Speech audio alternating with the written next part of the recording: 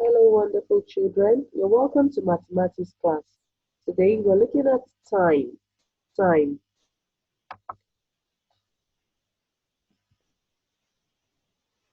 Our lesson objectives. By the end of this lesson, you should be able to identify a wristwatch and a wall clock.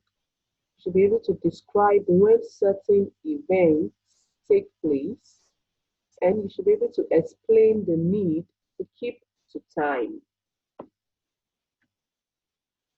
So, let's start with identifying the wristwatch and the wall clock. What is this? Can you identify this? Have you seen this before? Okay, you're correct. This is a wristwatch. As the name implies, wrist, you wear it on your wrist. So this is your wrist watch. And then this is your wall clock. It comes in different shapes, different sizes, different design. So this is a wall clock. You can also have a table clock, like something smaller than this that can be placed on your table or on your bedside. So those are the pictures of a wristwatch and a wall clock. Now there are other ways of telling the time, like using your school bell. Have you seen a school bell before? What do you use a school bell for?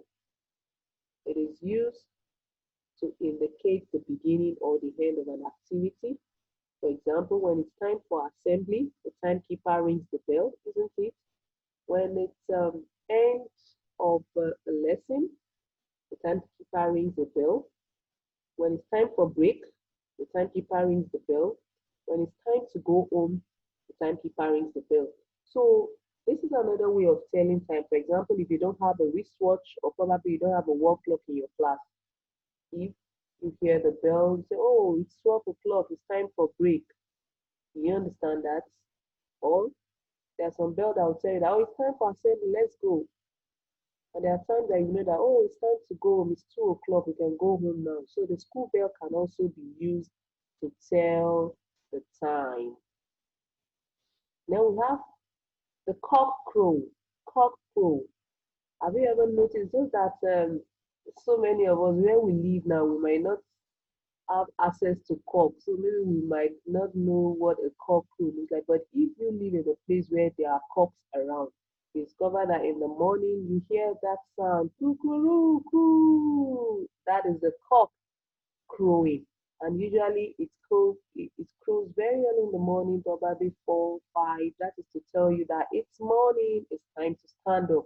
So in those days, when there was no clock, I'm talking about long time ago, during the times of our grandpas and grandmas, or probably our great grandmas and great grandpas, they depend on this cock crow to know when to stand up. Most of them, when they need to go to their farms or to go for their daily activity, they wait until when they hear the cock crow, coo, and then they stand up and start preparing for their day-to-day activity. So this is another way of telling the time. Okay, we also have direction of shadow casting. So some people still use this now, but very long time ago, this is another way of telling the time. The belief is that in the morning, the shadow is supposed to cast in a particular direction, like this. Can you see this? This is the shadow of the house. It's towards the left, isn't it? And then they believe that when it's evening, the shadow casting should have changed its direction, probably to this side. So there is a way they use this to tell the time.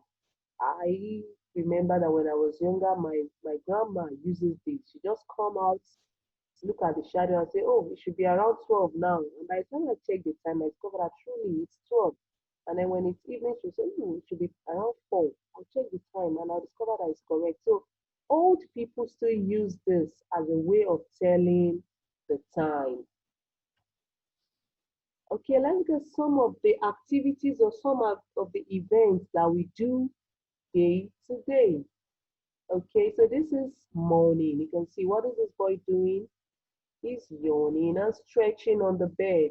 It's time to wake up. So I wake up in the morning. I wake up in the morning. What time do you wake up? 6 o'clock, 5 o'clock, Oh, beautiful. You need to learn to wake up early so that you won't be late for school. So in the morning, I wake up. That means morning time is the time to wake up. You don't wake up by 12 p.m., do you? So we wake up in the morning. So can you make, have you seen this on this boy's table? This is an example of the wall clock I mentioned earlier. This is a table clock now because it's on the table. This is a table clock. And this sign you're seeing here shows that it's an alarm clock. So probably it's the alarm that woke this boy up.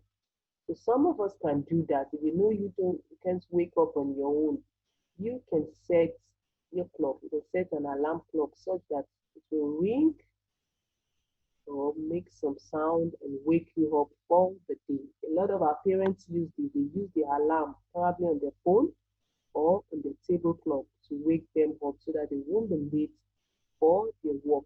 So in the morning, I wake up. That means one of the activities or one of the events that happens in the morning is to wake up from sleep. To wake up from sleep. That is one of the things we do in the morning. There are several other things we can do in the morning. You can take your bath, you can brush your teeth, you can do your chores. Quite a number of events that takes place in the morning. Okay, this is another one. I eat my breakfast in the morning. I mean, that's why it is called breakfast because you're eating it in the morning. So if you're not eating it in the morning, it's no longer breakfast. There are people who don't get to eat for one reason or the other until probably 12. So if the first food you are taking is 12, then it's no longer breakfast. They're probably called that brunch. But your breakfast should be in the morning. Can you guess what this boy is eating? Do you know? Oh, beautiful. It can be cereals. I know a lot of you love to eat cereals, cornflakes, cocoa pops, whatever it is. It's good to always eat in the morning. Breakfast is one of the most important meals that should be taken. Now, do you notice that this boy is taking a balanced diet? This is his food, this is fruits, and this is water. Do you take water when you eat? It's very important. So another activity that takes place in the morning is I eat my breakfast. I eat my breakfast. Okay, so let's see what we can do in the afternoon. I play with my friends in the afternoon. Do you wake up in the morning and start playing with your friends instead of going to school? No, so you have to wait till you're back from school to play with your friends. So in the afternoon, I play with my friends. This is one of the things we do in the afternoon. Some people can decide to probably take a nap. Some people do their chores in the afternoon. So there are quite a number of things you can do in the afternoon. Some people do their homework immediately they're back from school. I have a lot of things I can do in the afternoon.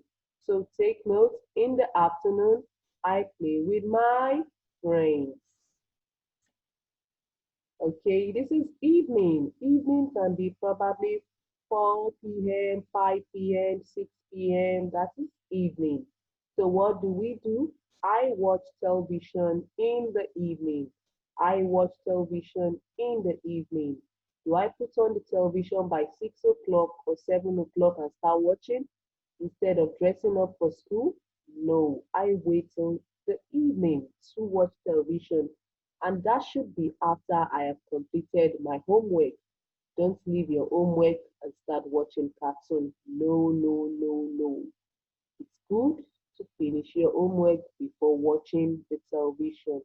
Okay, can you tell me what this boy is watching? Do you know the program he's watching? Okay, there are quite a number of programs you can watch. You have cartoon.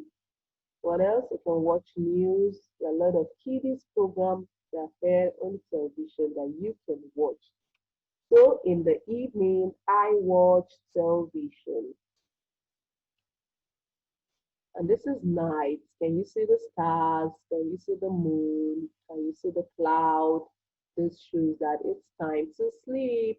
I sleep at night. Do you sleep at night too? Or do you play at night? Do you watch television at night? Do you visit your friends at night? No, it's time to sleep. I sleep at night. Remember, early to bed, early to rise. So if I don't want to be late for school tomorrow, I should always sleep early. So what do we do at night? We sleep. What else can we do? Some people watch television at night. Some people sit with grandma to listen to bedtime stories. Beautiful. There are quite a number of things we can do at night, but most importantly, we need to sleep at night. So these are some of the activities we do at different times of the day. It's important to know when to do what so that you won't be doing the wrong thing at the right time. All right, let's get the importance of keeping to time. Why do you think we need to do things at the right time? One of it is it helps you to do things at the right time. If I don't keep to time, I wouldn't do things rightly. For example, if you go with your school bus and the school bus comes to pick you by 7 a.m., if you're not dressed by 7 a.m., what happens? The school bus will leave you. So you should keep to time so that you can do the right thing at the right time. Same thing with when you're in school. If you don't complete your activities before break time, the teacher might not allow you go for break. You like to be writing when your friends are going for break. Of course, I know you don't like that. So you need to keep to time so that you can do the right thing at the right time. And then the second one, it shows that you're disciplined, isn't it? It shows that you're disciplined. If you are watching TV by 7 a.m.